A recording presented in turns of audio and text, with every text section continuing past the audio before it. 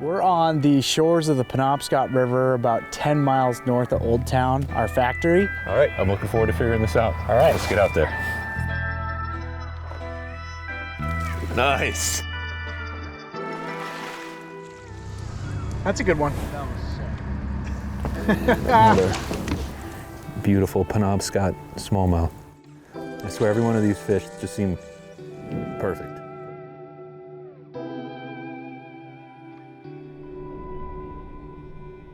As the Penobscot River flows from the mountains of northern Maine to the Atlantic Ocean, it traces the history of Maine itself. The lifeblood of the Penobscot people who traveled its waters in birch bark canoes, the river endured centuries of logging and industry before entering a modern era of cleanup and restoration. Today, sportsmen like me head to the river in watercraft whose designs can be traced back to the Penobscot people, to float its waters, contemplate its history, and experience its legendary fishing. What's going on, buddy? It's good to see you. Good to see you. Great to be down. Yeah, absolutely. Tell me where we are and what we're doing. We're on the shores of the Penobscot River, about 10 miles north of Old Town, our factory. We're gonna float this 10 miles. It'll probably take us between 4 and 6 hours. We're gonna throw flies, we're gonna throw flukes, we're gonna throw Ned rigs. Man, it's a freaking gorgeous day. It is beautiful. It started off a little cool. This morning got up, it was in the upper 40s, but it's warming up quickly and you could tell it's just gonna be a beautiful day. Yeah, so we'll see what we get into. No promises. I haven't fished it this late in a long time, but. All right, I'm looking forward to figuring this out. All right. Let's get out there.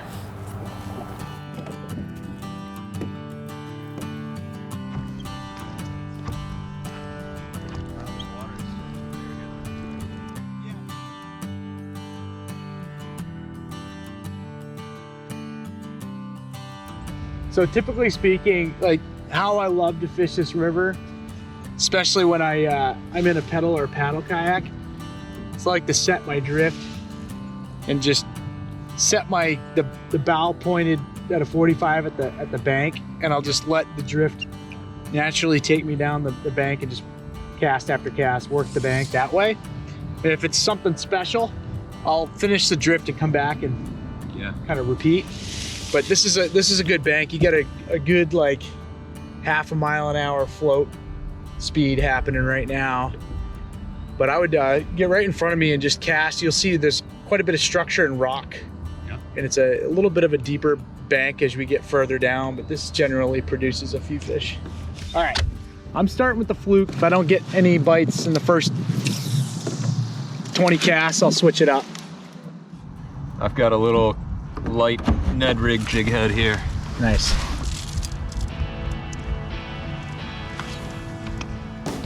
Go.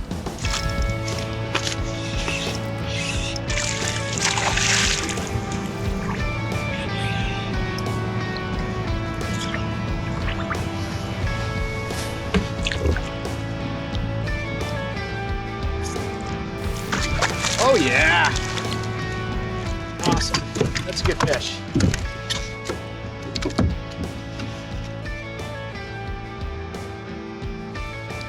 Sweet. Skunk's washed off. I knew that fluke would work. We just got to find the deeper pockets with a little bit of structure. With this water level being lower by 1.5 feet or better, my tried and true spots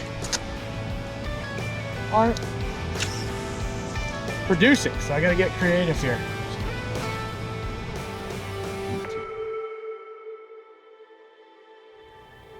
What other kinds of fish are in the river besides smallmouth bass? Atlantic salmon, largemouth, brook trout, sometimes the occasional brown or rainbow, though I've never caught one. Sturgeon, Atlantic sturgeon, alewives, pike, pickerel. So the smallmouth we're fishing for, these are introduced, not native species for the Penobscot. Yeah, I don't know the entire history of how. I mean, they've gotten in here naturally, but there are people that have, bucket biologists over the years that have placed them in places that they shouldn't be. Yep. And really that goes into part of the salmon and brook trout habitat work and conservation work. Is it's not a good thing when bass are introduced to some of these heritage fisheries because they outcompete for the resources. So it's a kind of a hot button topic here in the state because bass fishing is so popular and they're so fun to catch. But if we're not careful and people aren't educated and they put bass where they're naturally not occurring, that's usually where we've got native brook trout and Atlantic salmon and landlocked salmon, and they'll just outcompete for the same resources.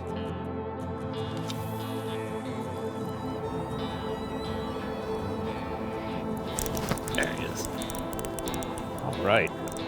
Hey. This is such a good looking spot here, a little confluence of two currents coming together. Oh, they know how to use the current.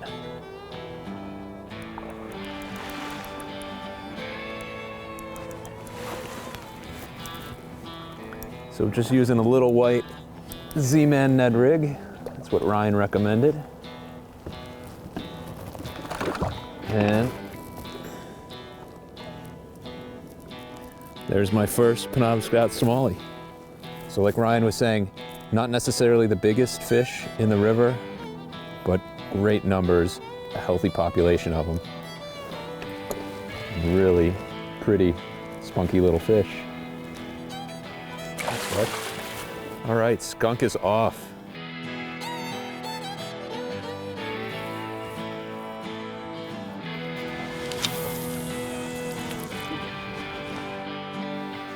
There's another one. Oh! So it seems like they are hanging along the bank here where there's a little bit of deeper water right up against the bank.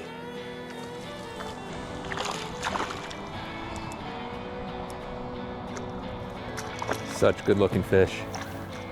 I'm using a pretty light spinning rod and reel here. So we're not expecting huge smallies, but if you use the right gear, these little spunky fish definitely put up a fun fight. Use the current to their advantage as well. Let this guy go. All right. Starting to get it now. This seems a little shallow and grassy here. I'm gonna look, like Ryan was saying, with the water being low, it seems like kind of anywhere there's a little deeper water, little pockets of these fish, that seems to be where they're holding. Well, I'm gonna bypass this shoreline and head down this way a bit.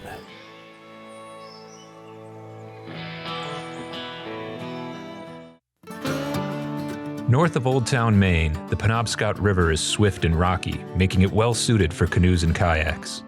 Smallmouth bass thrive in these cool waters and fight hard, making athletic jumps that put them at eye level with a kayak angler.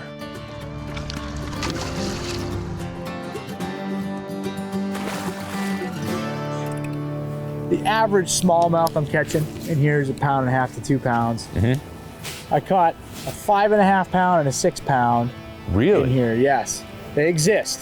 Oh, there we go. 5.5, 6 pound smallie in here. I have to imagine with the current, that is a battle. Oh yeah. Because even these guys, they just seem to be able to dig down into the current, jump like crazy. You still throwing the net? Yeah. Yeah.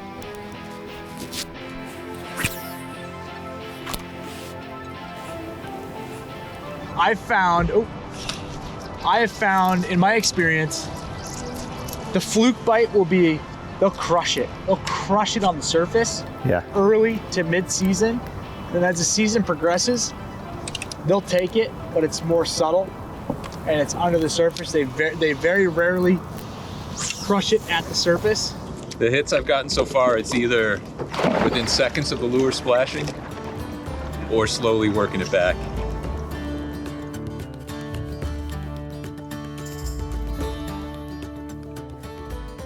Tell me a little bit about why you decided to become a registered Maine guide.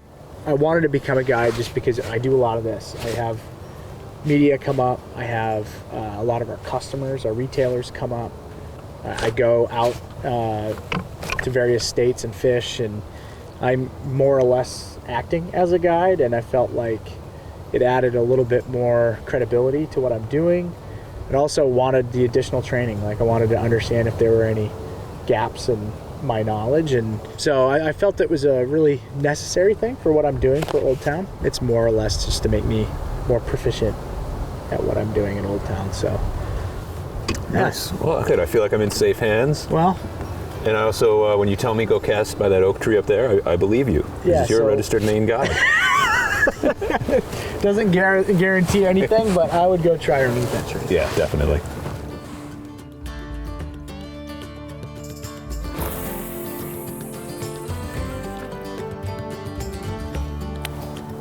There he is. Oh.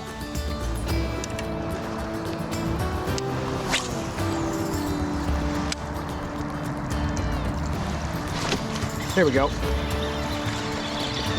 I told you, under the oak tree.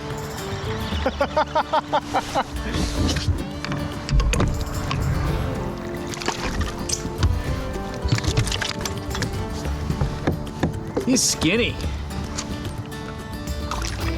That's wild.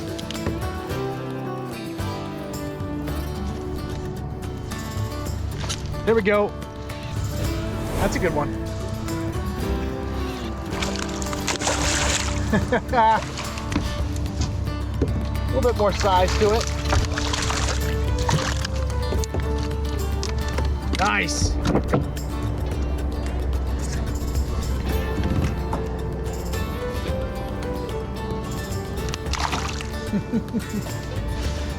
Awesome.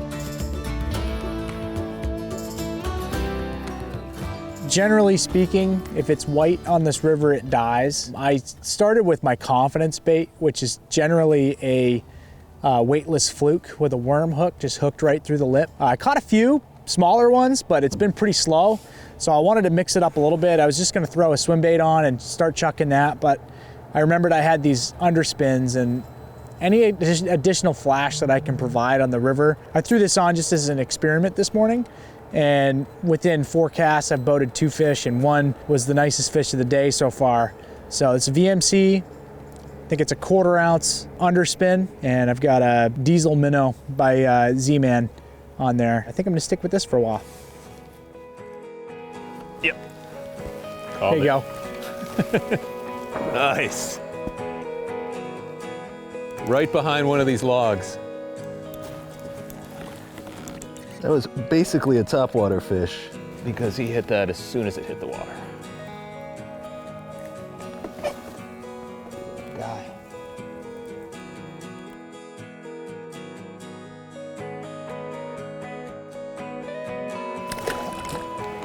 So he came right off this log here. There's a whole bunch of logs here, kind of all parallel. And I think this is where this guy lived, is right under this log here that I'm sitting on right now. Because the second this lure hit the water, it was like a topwater bite. That fish just smashed it the second it splashed.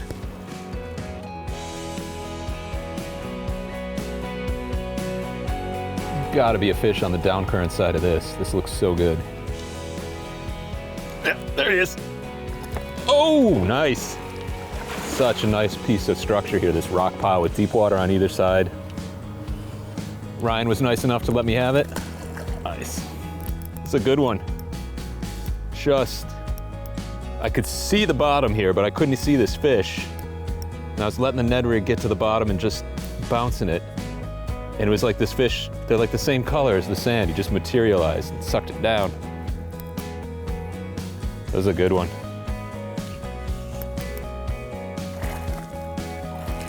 Nice.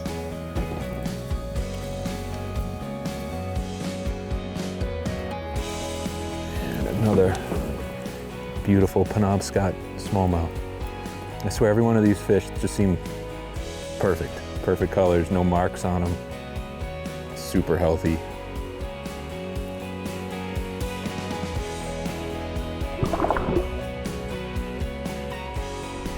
This stretch looks so fishy. And I by no means wanted to talk it up or promise anything, but generally the best fishing is right after this bend. Let's hope that follows suit. Have high hopes for the backside of this rock.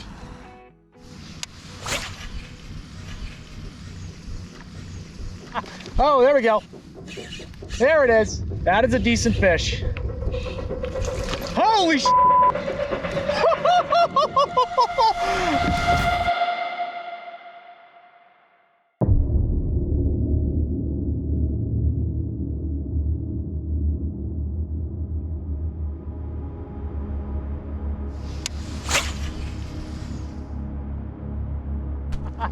Oh, there we go.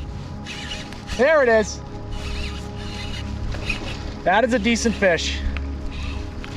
Holy sh! Yes!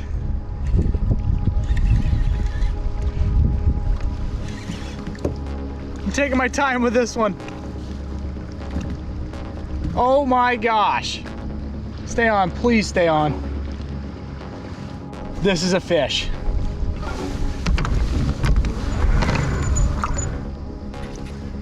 Stay on, baby, stay on. Oh!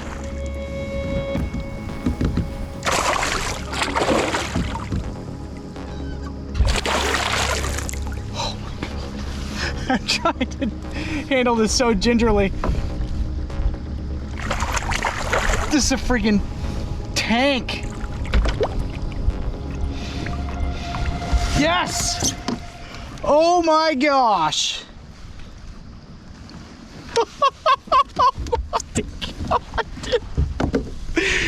Oh my gosh! Kevin! Oh my gosh! This has got to be 5 pounds. That's 20+ inch fish. You said this was quantity, not quality? That's quality. You know what's really crazy is I just threw it up in the shallows. I saw a shallow patch of gravel and I'm like, it's worth a shot. This thing was sitting just on the other side and just crushed it. That right there is about as good as it gets in here. I mean, I've caught a few others this size. I was not expecting to catch this size. Usually it's a spring thing, you catching the big ones. When it jumped. I've never tried to baby a fish in like that. When you hooked up, I expected to hear like the little jump splash, and instead it was like.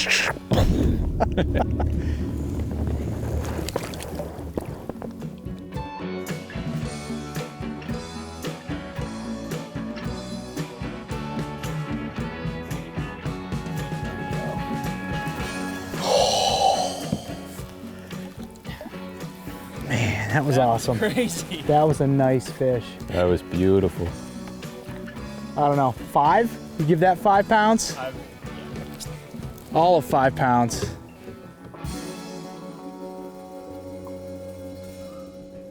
Now, as we keep coming through areas where we are lifting up the drive, pedaling through, maybe bouncing off a rock here and there, like this is not bass boat water. No, you will see a few guides that will run like flat bottom skiffs or john boats or even like a canoe, like a square stern canoe setup. But you really have to study and know where the danger zones are because this isn't ideal for a boat. I definitely wouldn't bring a fiberglass anything into this river. But it's ideal for canoes and kayaks, Oh, for it's sure. perfect for this. What's really cool about the river too, from Old Town to the headwaters of the Penobscot, every island that we pass is sovereign Penobscot nation land. And what's really cool about the Penobscots is they were pretty nomadic. I mean, they would summer on the coast, on the mouth of the Penobscot, and they would winter inland. So they'd live off of fish and shellfish in the summertime on the coast, and as things got colder, they would move up and live off of moose. And so the in river fall itself and winter. was like the highway between the two areas. If you look at a map of Maine, it's covered in water, and before there were road systems, that's how people got around. They had a canoe. The founders at Old Town back in 1898 hired some of the log drivers on the river that had boat building skills. In the wintertime, they hired them and had them start making canoes out of the back of the Gray hardware store. Hey! I'm fascinated. I didn't mean to interrupt. No, please. Oh, nice. Yeah, I've got a real light spinning setup here, light drag. A lot of fun with these fish. There he goes. Any size to it? Spunky. Spunky. So it's small. That's a nice fish.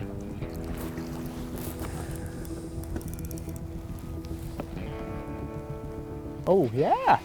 Really pretty. But some of these fish, I mean, they just look, there's no marks on them, nothing. I mean, they just look so clean and perfect. And almost the exact color of the sand and silt on the bottom of the river. Yep. Nice one. Nice. So we got interrupted by that fish there, but you were just explaining Oh, yeah. how the Penobscot, the birch bark canoe really inspired the development of the Old Town canoe. Yeah, so the traditional Penobscot birch bark canoe inspired the Gray family, who is the family that started Old Town. They had a hardware store in downtown Old Town, and they hired a couple of the log drivers that had boat building skills to start making canoes for them out of wood and canvas. And the idea with wood and canvas was it was very advanced for the time, but it was going to be a lot easier to produce in quantity, and it was also going to be a lot easier to maintain. And that's what they did. They started a wood canvas canoe company called Old Town. Really is the backbone of who we are and what we've done for so many years. I mean, it just really started with innovation for the day, and that's really been the hallmark and the mainstay of what Old Town's all about, is continually innovating and figuring out how we can make the on-water experience better. Toward the second half of our 10-mile float, I put the spinning gear down to see if I could tempt some bass with a fly rod. Recently, I've been putting more time into fly fishing, and it was exciting to have the chance to fish for a favorite species in a new way. Oh! Hey, nice one, too. Oh, so cool to see them eat that off the surface. All right, you've inspired me. Oh, that's fun.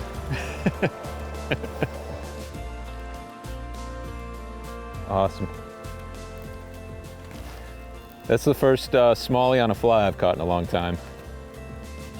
That is fun.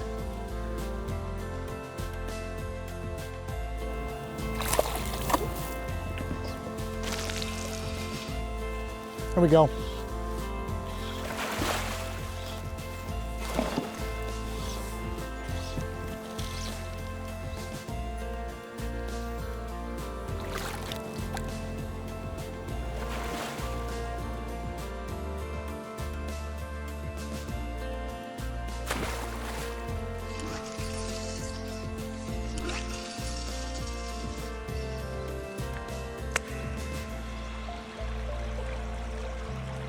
That Eddie produced.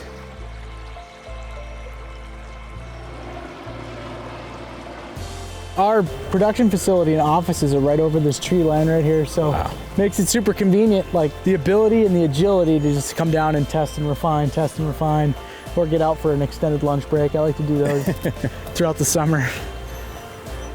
The half-day float flew by as every turn of the river revealed new scenery and fishy spots begging for a cast. With 10 of the river's 264 miles under my belt, I knew my first trip to the Penobscot would not be my last.